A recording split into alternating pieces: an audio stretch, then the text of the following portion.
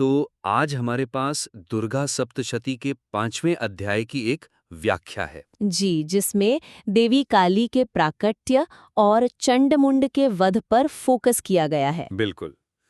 तो चलिए सीधे इस पर बात करते हैं। लेखक ने घटनाओं का क्रम तो बहुत अच्छे से रखा है। हाँ, वो तो है।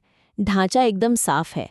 युद्ध कैसे उग्र होता है, देवी का क्रोध और फिर उनके ललाट से महाकाली का प्रकट होना, कहानी का जो फ्लो है वो सही है। सही है, पर इसे पढ़ते हुए मुझे एक बात खटकी। ऐसा लगा जैसे मैं कोई रिपोर्ट पढ़ रहा हूं, उस पल को जी नहीं रहा। अच्छा, थोड़ा और बताइए। मतलब ऐसा लगा कि हम एक एक्शन फिल्म का क्लाइमैक्स देख नहीं रहे, बस उसकी समरी पढ़ रहे हैं।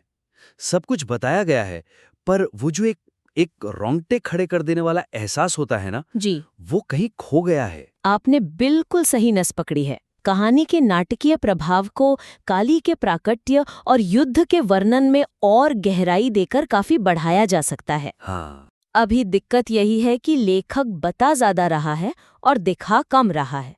मतलब पाठक को ये तो पता चल जाता है कि काली प्रकट हुई, पर उस पल का जो खौफ था, जो विस्मय था, देवताओं के मन में भी तो रहा होगा। बिल्कुल, और असुरों की आंखों में जो मौत का डर था, वो एहसास पूरी तरह पहुंच नहीं पा रहा है। पर इसमें एक मुश्किल भी है ना? अगर हम बहुत ज्यादा विवरण देने लगेंगे, तो कहीं कहानी की रफ्तार धीमी ना हो जाए? वो संतुलन कैसे बनाया जाए? बहुत जरूरी सवाल है ये। देखिए, संतुलन ही सब कुछ है। यहाँ मतलब ये नहीं कि हम 4 पन्ने सिर्फ माहौल बनाने में लगा दें। सही। मतलब है सही, चुभने वाले और असरदार विवरण चुनना। जैसे मूल व्याख्या में शायद लिखा हो, युद्ध बहुत उग्र हो गया, हाँ, ये तो काफी सपाट बयान है ना? तो इसे दिखाने के लिए हम शायद कुछ ऐसा लिख सकते हैं, युद्ध भूमि देवताओं के रक्त से कीचड़ में बदल चुकी थी। हर पल एक नया योद्धा गिर रहा था और असुरों का अट्टहास आकाश में ऐसे गूंज रहा था मानो धर्म की आखिरी लौ भी बुझने वाली है। है। इसी चरम निराशा के अंधेरे में देवी की भौहें सिकुड़ी और उनके ललाट पर एक तूफान घिरने लगा। वाह, इन कुछ लाइनों ने ही पूरे सीन का मूड ही बदल दिया। है ना? अब ये सिर्फ एक लड़ाई नहीं लग रही, बल्कि एक निराशा और उम्मीद के बीच का असली संघर्ष लग रहा है। और काली के स्वरूप के वर्णन को कैसे और असरदार बना सकते हैं? बस इसी तकनीक से, सिर्फ ये बताने की जगह कि उनकी जीभ बाहर निकली हुई थी, हमें ये दिखाना चाहिए कि उसका असर क्या हुआ। उसका असर? हाँ, जैसे जब काली प्रकट हुई तो उनकी जीभ रक्त की प्यासी होकर लपलपाई, जिसे देखकर चंड और मुंड जैसे महारथियों के हाथ से भी क्षण भर के लिए शस्त्र कांप गए। ये अच्छा है, मतलब उनके एक्शन का रिएक्शन दिखाना। एग्जैक्टली इसी तरह उनकी गर्जना सिर्फ एक आवाज नहीं थी, हम कह सकते हैं फिर उन्होंने ऐसी गर्जना की जो केवल ध्वनि नहीं थी, वो स्वयं महाकाल का नाद था। एक ऐसी ध्वनि जिसने असुरों के मन में बैठे अजेय होने के घमंड को एक ही झटके में शीशे की तरह तोड़ दिया। ये बहुत दिलचस्प है।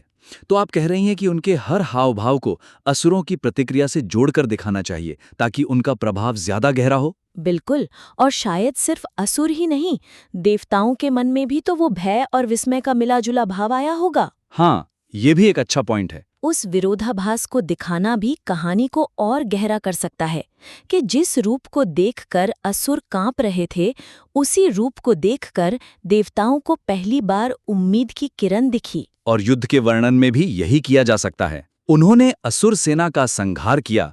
ये लाइन तो बहुत कुछ अनकहा छोड़ देती है। तो इसकी जगह 1 या 2 शक्तिशाली छवियां बनाइए। जैसे काली एक बवंडर की तरह सेना में घुस गईं, जहां उनके हर कदम पर विनाश की प्रतिध्वनि सुनाई दे रही थी। या फिर वह युद्ध नहीं कर रही थी, वह प्रलय का नृत्य कर रही थीं। जहां भी उनका खड्ग घूमता, वहां असुरों के सिर ऐसे कटकर गिरते जैसे पतझड़ में सूखे पत्ते। इस तरह के विवरण पाठक को सिर्फ दिमाग से नहीं, बल्कि दिल से उस घटना से जोड़ते हैं। बिल्कुल, कहानी को एक घटना की तरह नहीं, एक अनुभव की तरह पेश करना है। सही है। और इसी अनुभव के पीछे एक गहरा मतलब भी छिपा है। सामग्री में चंड को क्रूरता और मुंड को उग्र अहंकार कहा गया है। यस। ये एक अच्छी शुरुआत तो है, पर पढ़ते हुए मुझे ये दोनों प्रतीक थोड़े अलग थलग लगे। क्या इनके बीच कोई गहरा कनेक्शन है जिसे लेखक और उभार सकता है? हाँ, और यहीं पर इस विश्लेषण को अगले स्तर पर ले जाने का सबसे बड़ा मौका है। कथा के गूढ़ अर्थ को केवल प्रतीकों की एक सूची के बजाय एक एकीकृत दार्शनिक विचार के रूप में प्रस्तुत करने से इसका महत्व और बढ़ सकता है। मतलब अभी ये बिखरा हुआ लग रहा है। थोड़ा सा अभी ऐसा लगता है कि चंड एक अलग समस्या है और मुंड एक अलग, और काली इन दोनों का समाधान है, लेकिन ये इतना सीधा नहीं है। तो आप कह रही हैं कि ये सिर्फ बुराई के दो अलग-अलग रूप नहीं है, बल्कि ये एक ही सिक्के के दो पहलू हैं। बिल्कुल। असल में ये एक पूरी दार्शनिक बहस है। सोचिए, अहंकार यानी मुंड, वो क्या है? अहंकार को लगता है कि मैं हमेशा रहूंगा, मेरी सत्ता, मेरी शक्ति, सब कुछ स्थायी है। हाँ, वो समय के बहाव को, परिवर्तन को नकारता है। एग्जैक्टली। अहंकारी व्यक्ति बदलाव से सबसे ज्यादा डरता है, क्योंकि बदलाव उसकी सत्ता को चुनौती देता है। और काली? काली तो स्वयं काल है, समय का साकार रूप। ठीक वहीं पहुंचे आप। काली का प्राकट्य इस बात की ब्रह्मांडीय घोषणा है कि कुछ भी स्थायी नहीं है, परिवर्तन ही ब्रह्मांड का एकमात्र सच है। उनका नाम ही काल से आया है। तो मुंड जो अहंकार है, वो समय के नियम को तोड़ने की कोशिश कर रहा है। और काली जो स्वयं काल हैं, उस नियम को जबरदस्ती फिर से स्थापित कर रही हैं। ये एक सीधी दार्शनिक टक्कर है। वाह, ये तो कमाल का कनेक्शन है। तो अहंकार समय को चुनौती देता है और कालिका उसे तोड़ देती हैं। और इसमें चंड यानी क्रूरता कहाँ फिट होती है? क्रूरता उसी अहंकार से पैदा होती है। जब किसी को लगता है कि वो हमेशा सही है, उसकी सत्ता को कोई चुनौती नहीं दे सकता, तो वो उन लोगों के प्रति क्रूर हो जाता है जो उससे असहमत होते हैं। मतलब चंड मुंड का हथियार है। बिल्कुल। चंड, क्रूरता, असल में मुंड, अहंकार का हथियार है। वो अपने रास्ते में आने वाली हर चीज को बेरहमी से कुचल देना चाहता है। इसीलिए ये दोनों हमेशा साथ आते हैं। ये अज्ञान से पैदा होते हैं, इस अज्ञान से कि हम अजेय हैं। और काली का प्राकट्य उस मूल अज्ञान पर ही प्रहार है। हाँ, उनका काला रंग हर पहचान, हर रूप, हर अहंकार को अपने में विलीन कर लेता है। वो याद दिलाती हैं कि हमारा मैं कितना छोटा और क्षणभंगुर है।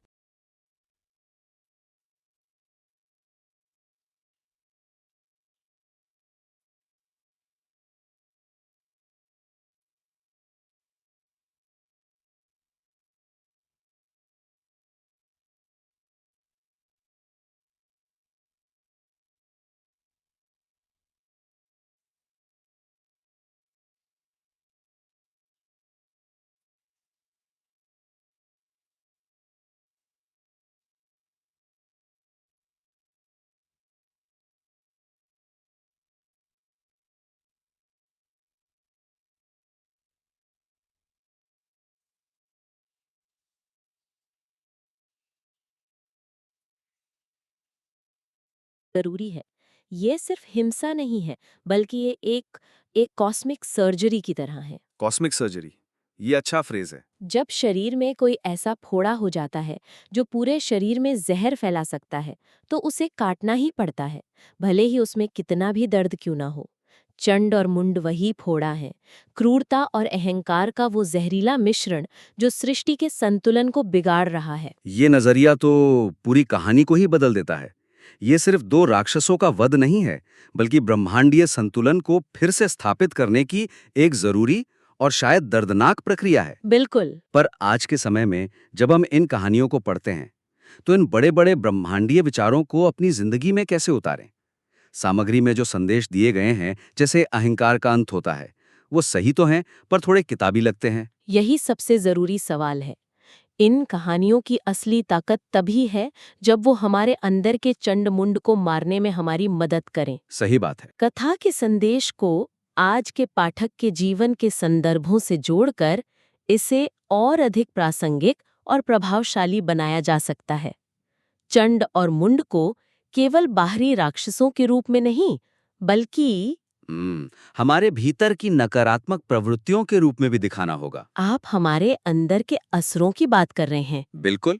जैसे मुंड हमारे अंदर का वो पेशेवर अहंकार हो सकता है जो कोई आलोचना स्वीकार नहीं करने देता, जो हर मीटिंग में ये मानता है कि मैं ही सही हूँ। हाँ, या वो अहंकार जो हमें अपनी गलतियां मानने से रोकता है। सही। और चंड दूसरों के प्रति हमारे कठोर निर्णय या फिर खुद के प्रति आत्म आलोचना की वो क्रूरता हो सकती है जो हमें लगातार छोटा और नाकाबिल महसूस कराती है। ये पेशेवर अहंकार वाली बात मुझे चुभ गई। हम सब कभी ना कभी उस मुंड का सामना करते हैं, खासकर जब हमें कोई ऐसा फीडबैक मिलता है जिसे हम सुनना नहीं चाहते। होता है, सबके साथ होता है। ये एक बहुत ही शक्तिशाली विचार है। तो अगर चंड मुंड हमारे अंदर हैं, तो फिर काली का प्राकट्य हमारे जीवन में कैसे होता है? क्या हमें भी किसी देवी के आने का इंतजार करना चाहिए? अच्छा सवाल है। नहीं, इंतजार नहीं करना है। इस संदर्भ में काली का प्राकट्य उस तीव्र आत्म जागरूकता या वेकअप कॉल का प्रतीक हो सकता है जो इन आंतरिक बुराइयों पर विजय पाने के लिए जरूरी है। एक वेकअप कॉल। हाँ, कभी कभी जीवन में एक ऐसा क्षण आता है, कोई बड़ी असफलता, कोई रिश्ता टूटना या कोई स्वास्थ्य संकट, जो हमारे अहंकार यानी मुंड को चकनाचूर कर देता है और हमें अपनी क्रूरता यानी चंड का सामना करने पर मजबूर करता है। और वो पल तो बहुत दर्दनाक होता है। बहुत।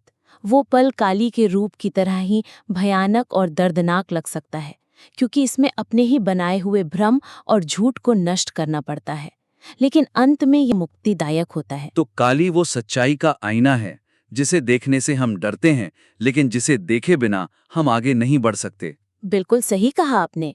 और वो जो संदेश है, करुणा के साथ उग्र शक्ति, उसका क्या मतलब है? ये दोनों चीजें तो एक दूसरे के विपरीत लगती हैं। लगती हैं पर है नहीं। इसे आधुनिक उदाहरणों से समझा जा सकता है।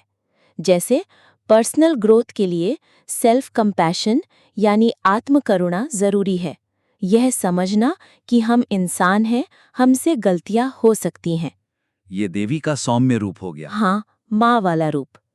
लेकिन अपनी बुरी आदतों को तोड़ने के लिए, जैसे टालम मटोल की आदत या एक अनहेल्दी लाइफस्टाइल को बदलने के लिए, एक उग्र अनुशासन, एक फियर्स डिसिप्लिन भी उतना ही जरूरी है। यह देवी का काली रूप है। मतलब खुद से प्यार करने का ये मतलब नहीं कि हम खुद को हमेशा छूट देते रहें। बिल्कुल, ये वो अंदर की शक्ति है जो कहती है, नहीं, अब और नहीं, मैं इससे बेहतर डिजर्व करता हूँ। ये अपने लिए एक स्टैंड लेना है, भले ही वो मुश्किल हो।